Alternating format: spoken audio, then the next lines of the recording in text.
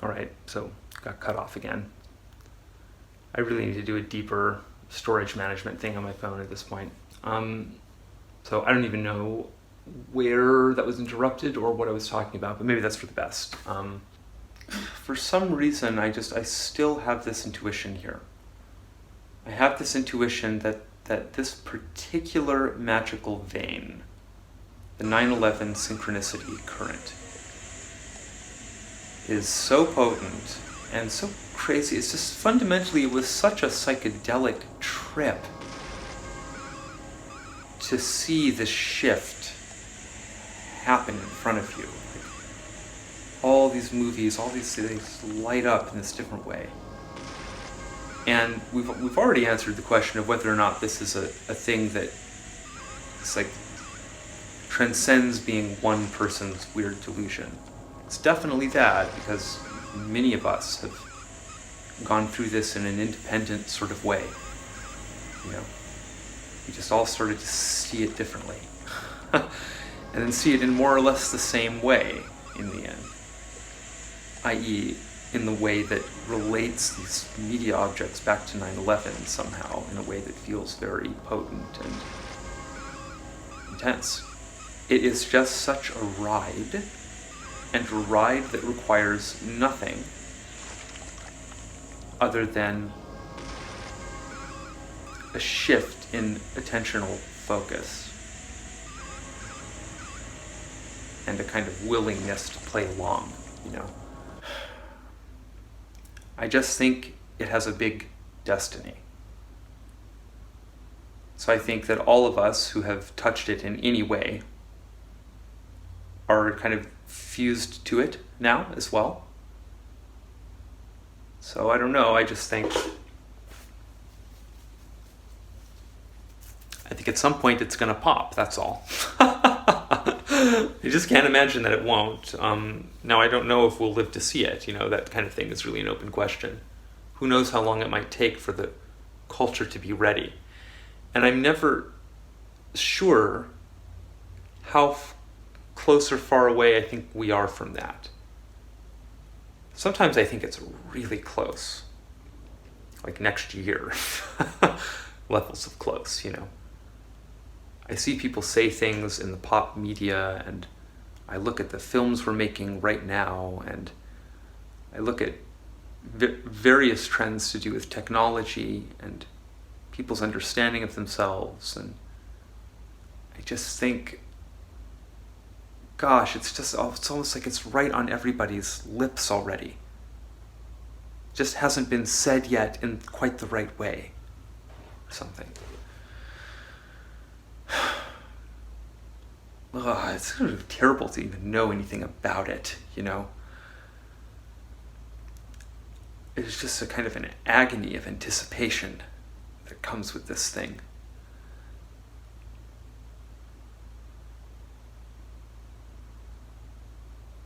I don't know, I bet my sync friends would agree with that. I think, you know, David titled Cassandra for a reason. It's not just in reference to the ABBA song, you know. It's about that mythic situation where you know about something before it's happened. It's all just become very, very, very real, to me at least. I know it's real because I feel the pain of it, you know, I feel the agony of it. I really suffer with it, whatever it is. And so it sort of doesn't matter if it's an actual intuition about the future in a non-local way, or an accurate intuition about the future in a local way, or just something I've made up that some other people also happen to make up, and we're all reinforcing maybe, you know, something like that could still be happening. But whatever it is, it exists. It's just a question of what is it. It's just a question of where do we pin it down in the kind of ontological hierarchy, if that's something we're obsessed with doing. But that there is a center of organization surrounding this thing in my life is undeniable. The effects of it are undeniable, at least to me as the experiencer of those effects, you know. It's like if someone's jabbing you with a fork every few seconds, and then some asshole on the other side of the room is saying, "Are you certain that this person jabbing you with the fork is real? Have you considered that?" It's like, "Yes, they're fucking real. Look, I have the marks here. I've got the, every 5 seconds I feel this fork jabbing at me." Trying to tell me that's not real, It's real. The question is just what level of reality, blah, blah, blah. Of course, we can still have the dumb asshole philosophy question about it. Maybe it isn't real in some ultimate sense. Fine, but the effects are real by any definition of reality that is practical enough to matter, What convinces me that 9/11 sync is going to connect in a broader way with the culture in short order isn't that I believe that it's true. I mean, I happen to believe that. It convinced me. There's objective reference to 9/11 in many pieces of media that preceded it. That's my opinion. But that could be wrong. That could be completely wrong.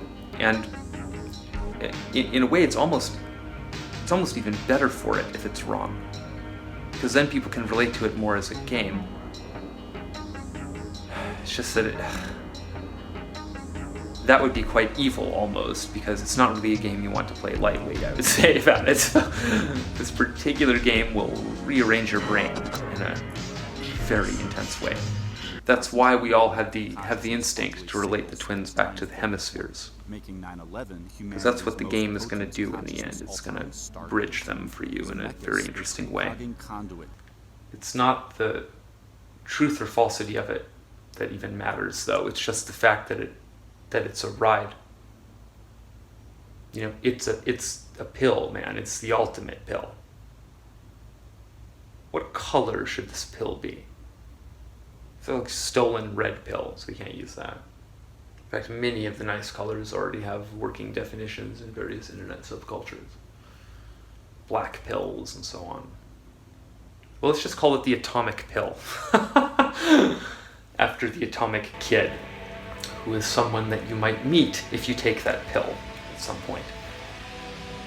Someone who maybe might be emanating from a point in the future or something strange like that.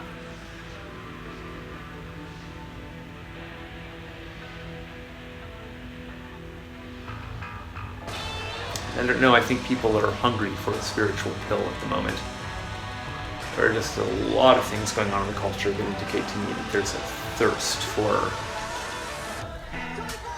spiritual life. We had all this spirituality in the West, and it repressed all of our sexuality. And that became very, very unmanageable, of course. And so then the sexuality had to erupt. So that happened in the West, and now there's a lot of sexuality, but the spirituality is maybe rather repressed, because we still haven't learned to hold the two together in our culture. It's very bad at that. People like me, the two are so fused that, that's one of the reasons I find it so difficult to get along with culture. It's always trying to compartmentalize these things. But I just don't see how spirituality and sexuality can be thought about separately.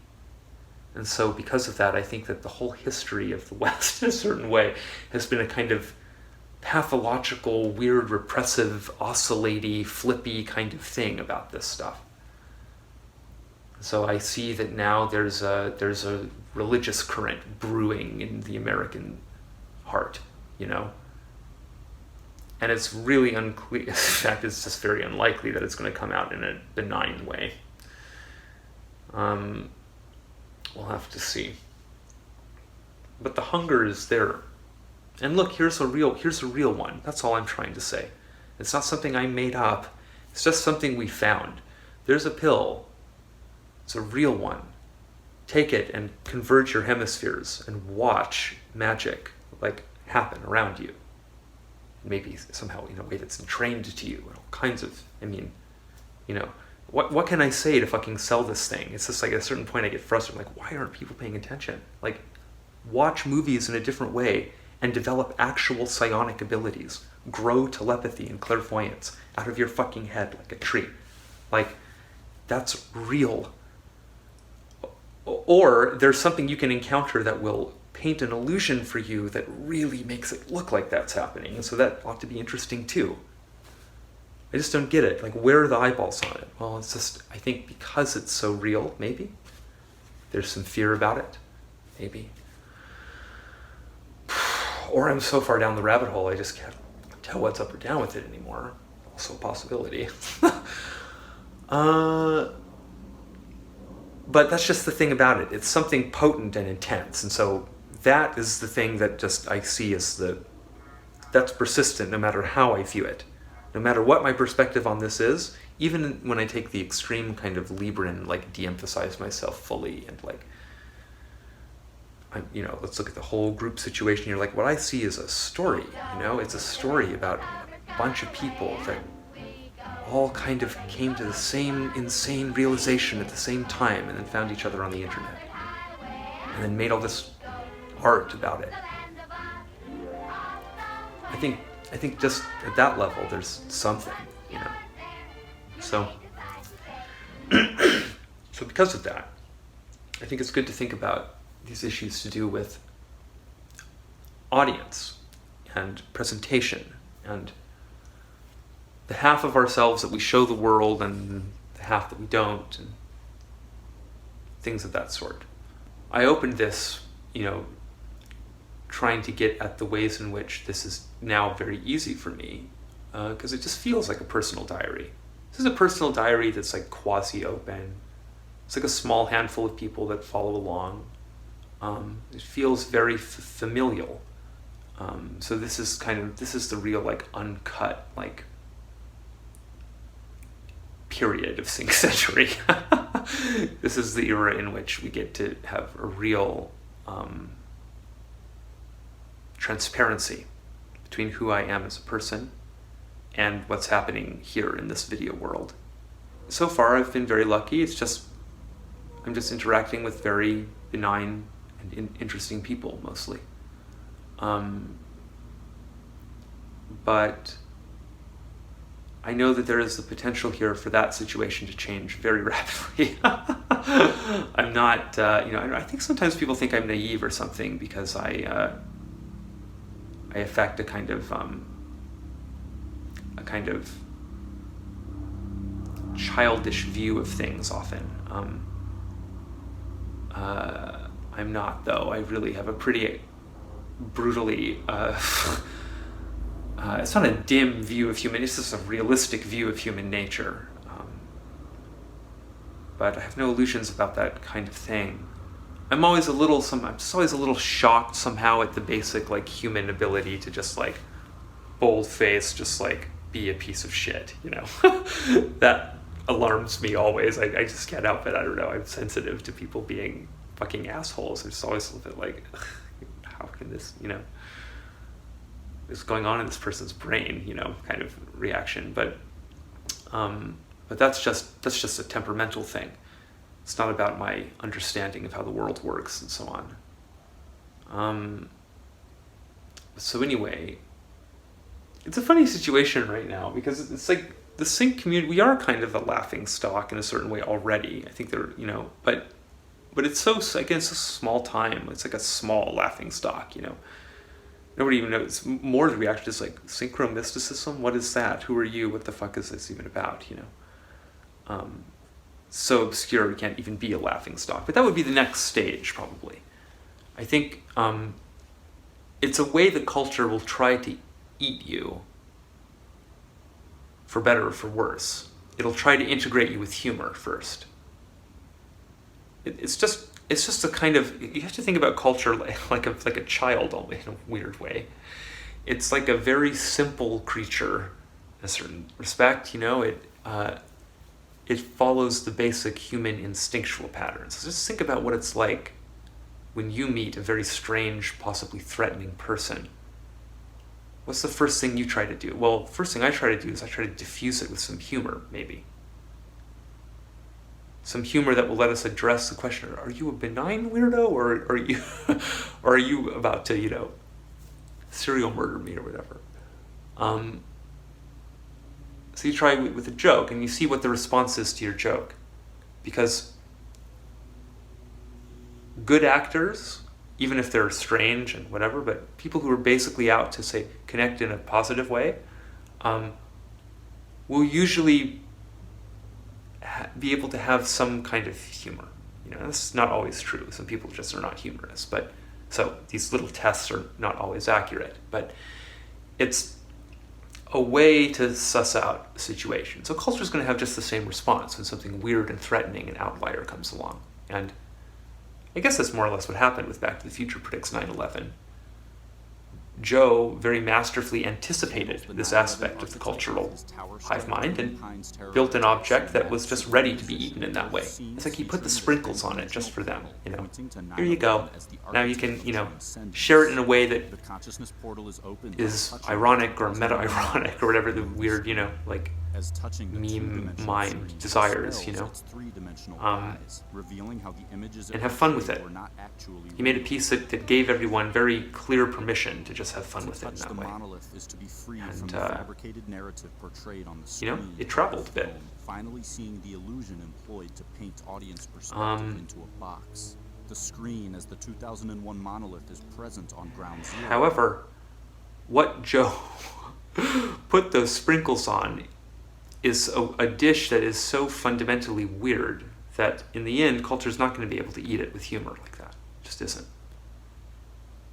Once they discover that we're kind of serious about it in a slightly different way, slightly like loco way, they're gonna, it's not going to be so humorous anymore. Then there's going to be this aspect of threat back on it. And at that point, it will flip into more sort of active mockery. It's still going to be in the zone of humor, but it's going to be now a very derogatory humor,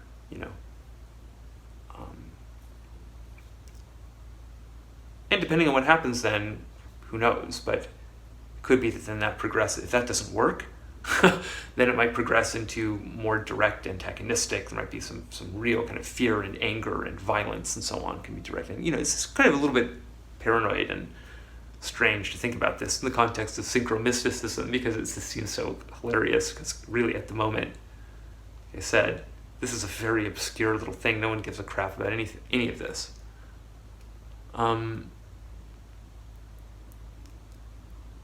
But I just know how deep and impulsive and in a way instinctual, because it's like ego instinct, the reaction can be to things that are like this, that are going to threaten to really...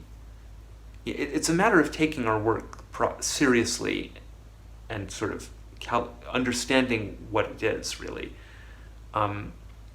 Joe's films, David's films, my films, they are like video drugs in a way.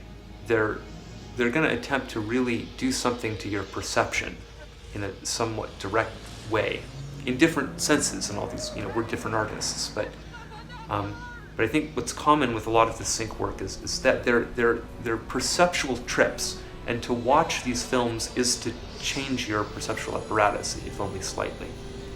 And of course, part of what we're trying to do is trying to call attention to the fact that really all films are that way. That's part of what films are. They're weird psychological toy reflections of you, and you're going to enter into a symbiotic, strange relationship with them when you watch them. You're going to change because of it. That's always happening with all video media you consume. It's just that we're trying to engineer very potent ones that go straight for this kind of let's blast open the third eye kind of mission statement. I think if you want to see what could happen in the future in a culture that understood more the nature of the kind of informatic threats against it, how something like synchromysticism could be perceived as a real threat. If you want to understand that scenario, you might look to the history of psychedelics, because what we are kind of making a different sort of psychedelic in a way. Right now, the culture is just too literal-minded about these things. It's really frightened of actual psychedelic, chemical psychedelics, and so it's put many people in prison, and it tries to regulate this stuff and do all this just stuff. It has only just begun, I think, to understand the potency of thought form kind of idea drugs as they spread through the internet and so on.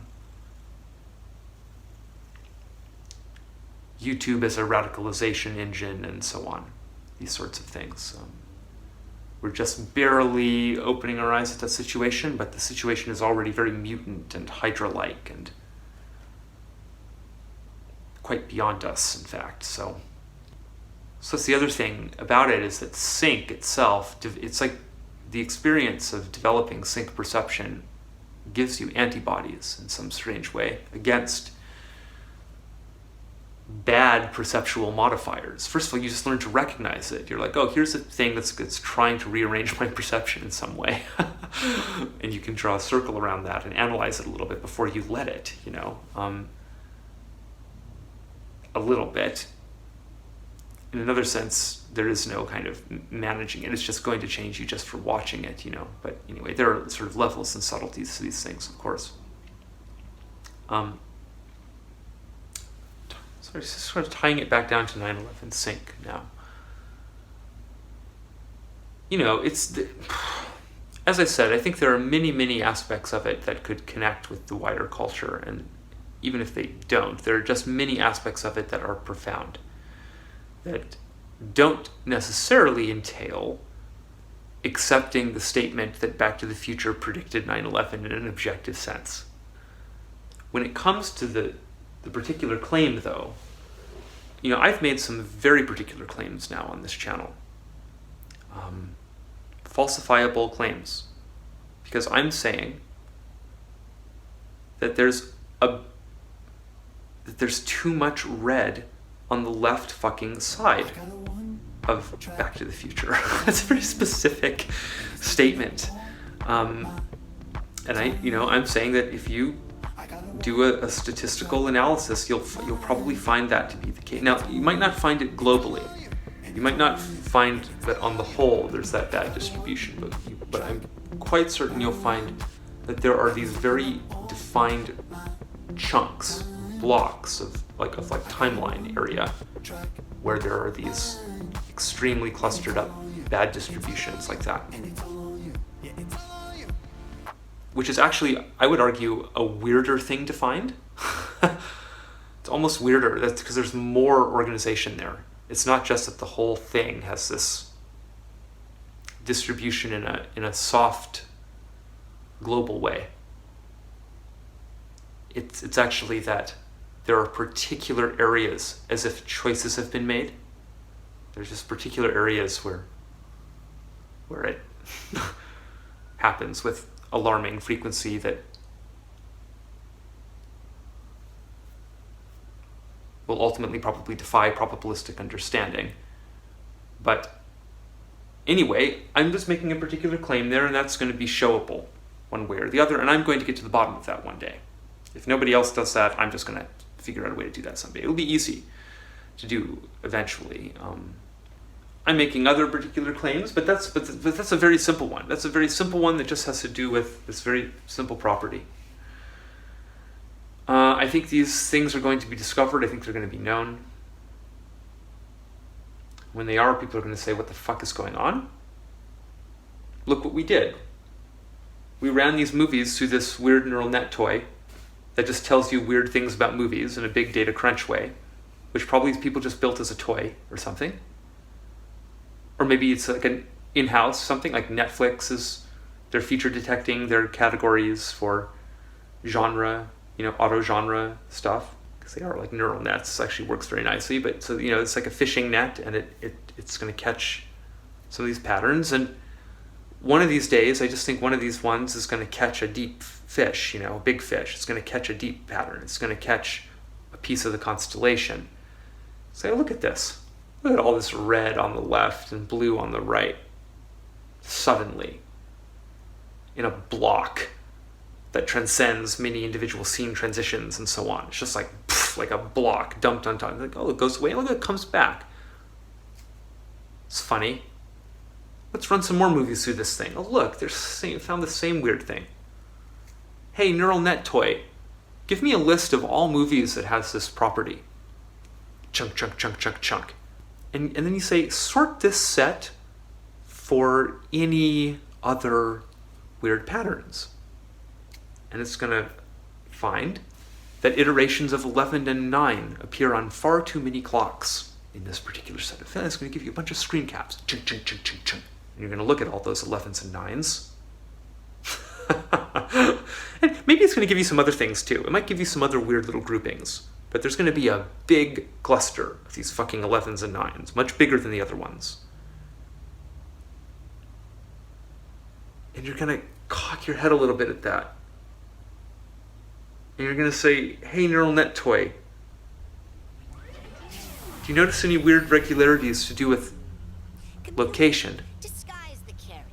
Something less conspicuous. And it's going to say processing. It's going to do a deep crunch. Because now it's going to do a lot of intense image analysis. And it's going to say, why, yes. Many of these films contain literal images of the Twin Towers.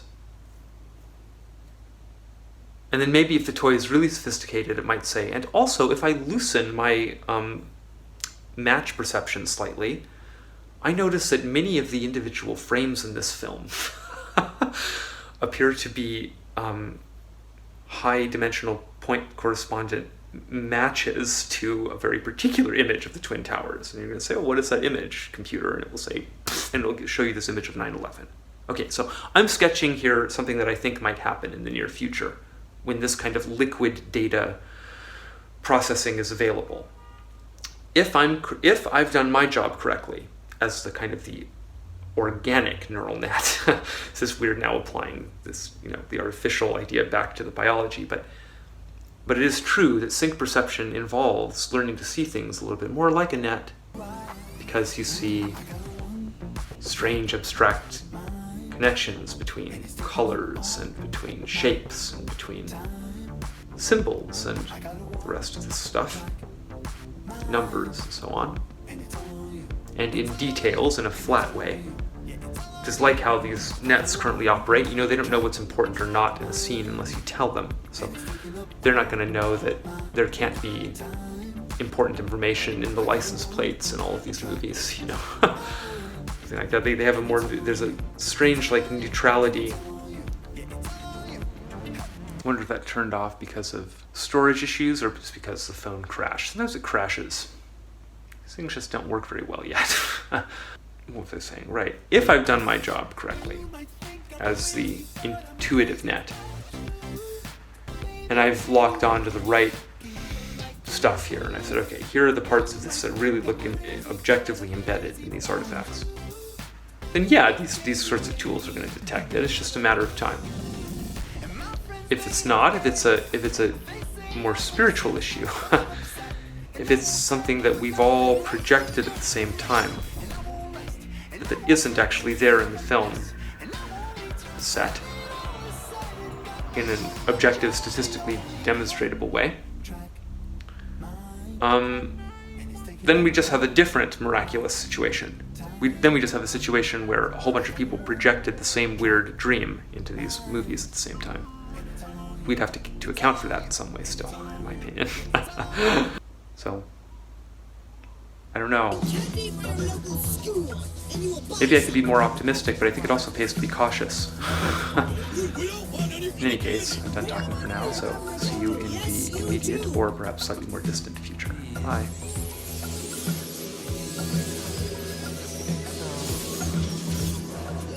See a world in which you do not buy my delicious treats!